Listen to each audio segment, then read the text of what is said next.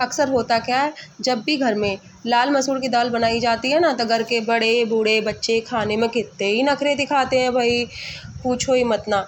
और फिर क्या होता है, बच्चे तो इसे खाने में इतना नखरे, बस वो रोटी ही नहीं खाते। राधे राधे दोस्तों, जय श्री कृष्णा। कैसे हो आप सब लोग? आई होप आप सब अच्छे होंगे और स्वस्थ होंगे।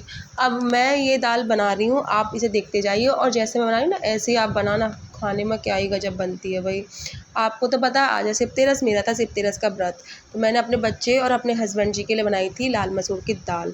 सबसे पहले दाल धो के मैंने डाल दी थी कुकर में और चढ़ा दिया था गैस पे कुकर, और तेज़ आंच पे 5 मिनट में आ गए थे इसमें झाग। झाग निकाल देने के बाद करते हैं प्रोसेस शुरू। सबसे पहले तो हमें दाल वगैरह कुछ भी बनाए तो उसके झाग निकाल देना चाहिए, ये हमारी सेहत के लिए हानिकारक होता है। दाल झाग निकालने के बाद दाल दिख रही थी कुछ इस तरीके से, और मैंने सबसे पहले इसमें मिलाया था नमक। नमक और हल्दी तो कॉमन सभी ही मिलाते हैं, मगर दाल को उबालते समय उसमें 2-3 चीज़ और ऐड कर दो ना, तो आप अगर उसमें छौंक ना भी लगाओगे ना, तो वो ऐसे भी खा लोगे, बहुत टेस्टी लगती है।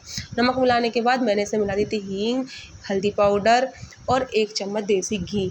टमाटर और हरी मिर्च ऐड करना मैं गई थी भूल, और आप अगर इसमें डाल दोगे ना, तो उसका फ्लेवर बहुत ही टेस्टी आता है, और आप इसको छौंकोगे भी नहीं, ऐसे भी खा लोगे तो बहुत ही स्वाद लगती है। और मेरे कहे अनुसार आप इस तरह से बना के देखना, आपके घर में बच्चे बूढ़े जो भी नहीं खाते होंगे इसे ज़रूर खाएंगे। और फिर मेरी दाल उबल के हो चुकी थी रेडी, मैंने जल्दी से तड़के की कर दी थी तैयारी शुरू। मैंने लिया था दाल छौंकने वाली कड़छी, उसमें डाला था 1 चम्मच देसी घी। देसी घी डालने के बाद मैंने डाला था जीरा, 1 चुटकी हरी मिर्च, 1 चम्मच लाल मिर्च और 1 चम्मच धनिया पाउडर, और मैंने लगा दिया था अपनी दाल में मस्त तड़का। और तड़का लगाने के बाद भाई दाल कितनी गजब लग रही थी, इतनी खुशबू इतनी बढ़िया आ रही थी। और साथ ही मैंने कर ली थी अपने फुलके बनाने की तैयारी, क्योंकि भाई आपको तो पता है दाल बनी है तो पतली पतली रोटी करारी करारी मिल जाए ना, दाल में जान ही पड़ जाती है। सबसे पहली रोटी मैंने अपनी गौ माता के लिए बनानी शुरू कर दी, क्योंकि आपको तो पता है भाई, पहली रोटी पे गौ माता का हक होता है। और अपनी गौ माता की रोटी बनाने के बाद जल्दी से 2-3 लोई तोड़ के रख ली थी, क्योंकि मुझे लगानी थी अपने बच्चों की थाली, क्योंकि मेरे बच्चों को लग रही थी भूख। और सिर्फ तेरस पे कौन कौन व्रत रहा है प्लीज़ मुझे ज़रूर बताना, मैं तो सिर्फ तेरस पे व्रत रही हूँ। और फिर पतली पतली रोटी बेलने के बाद, और एक बात और, आप है ना रोटी का आटा जितनी बढ़िया तरीके से गूँथ के मलोगे ना, रोटी उतनी बढ़िया आएंगी। और एकदम लगा के रख दोगे ना, बिल्कुल अच्छी रोटी नहीं आएंगी। और आटा ना कभी भी रोटी बनाने से 10 मिनट पहले लगाना चाहिए, रोटी फूली फूली और क्रिस्पी क्रिस्पी करारी करारी क्रंची क्रंची बन के आती हैं। और इधर मेरी दाल हो चुकी थी रेडी, मैंने जल्दी से कर ली थी कटोरी में, क्योंकि आपको तो पता ही है भाई, बच्चे छोटे छोटे हैं, उन्हें भूख लग रही थी। और मैंने सबसे पहली रोटी अपनी गौ माता की सेकने के बाद जल्दी से डाल दी थी गैस पे दूसरी रोटी। और देखिए मेरी गौ माता की रोटी बन के हो गई थी रेडी, और जल्दी जल्दी मैंने सेक ली थी उसको। और रोटी सेकने के बाद मेरी रोटी बन चुकी थी, और रोटी सेकने के बाद मैंने लगा ली थी साथ ही साथ अपने बच्चों की थाली, क्योंकि भाई सुबह का टाइम था, मेरे बच्चों को लग रही थी बहुत ज़ोरों शोरों की भूख। और साथ ही साथ मैंने अपनी 2-3 रोटी और बना के रख ली, क्योंकि होता क्या है, बच्चे खाने बैठते हैं दोनों बच्चे, तो फिर एक साथ 1-2 रोटी खा ही लेते हैं। और इधर मेरी दूसरी रोटी भी सिक के हो रही थी रेडी, जब तक मैंने अपनी और रोटी बेल ली।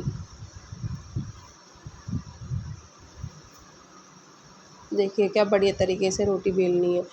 रोटी बेलने के बाद मैंने जल्दी से अपनी दूसरी रोटी भी सेकनी कर दी शुरू, और आप देखना क्या ही गजब रोटी सिकेगी, एकदम गेंद की तरह फूली फूली। जिस तरह से मैं आपको आटा बता रही हूँ ना, आप इस तरह से ला के रखना। रोटी बनाने से 10 मिनट पहले आटा खूब अच्छी तरह गूँथ के मुट्ठी मार के, और उसको ढक के रख देना। रोटी क्या ही फूली फूली पतली पतली रोटी, क्रिस्पी क्रिस्पी, खाने में भी दाल में जान पड़ जाती है। इस तरह से आप भी बनाना, आप भी कहोगे भाई क्या दाल रोटी बनी है। खाना सिंपल हो और अच्छी तरीके से बना हो ना, तो पेट भर के खाया जाता है। ये मेरी थाली बच्चों की लग के हो गई थी रेडी, क्योंकि मेरे हस्बैंड जी गए थे मंदिर पूजा करने। सबसे पहले मैंने थाली लगाई थी ठाकुर जी के भोग लगाने के बाद अपने बच्चों के लिए, और दाल में 1 चम्मच और डाल दिया घी। और इधर मैंने अपने बेटे को खिलाई रोटी, और मेरा बेटे को दाल रोटी और सब्जी वगैरह ये सब चीज़ बहुत पसंद है, वो खा लेता, नखरे नहीं दिखाता। मैं बनाती भी कुछ अच्छी तरीके से हूँ, जिस तरह से मैं बता रही हूँ आप भी इस तरह से ही बना। आपको मेरी दाल रोटी कैसी लगी प्लीज़ कमेंट करके ज़रूर बताएं। मिलते हैं हम नेक्स्ट ब्लॉग में। राधे राधे।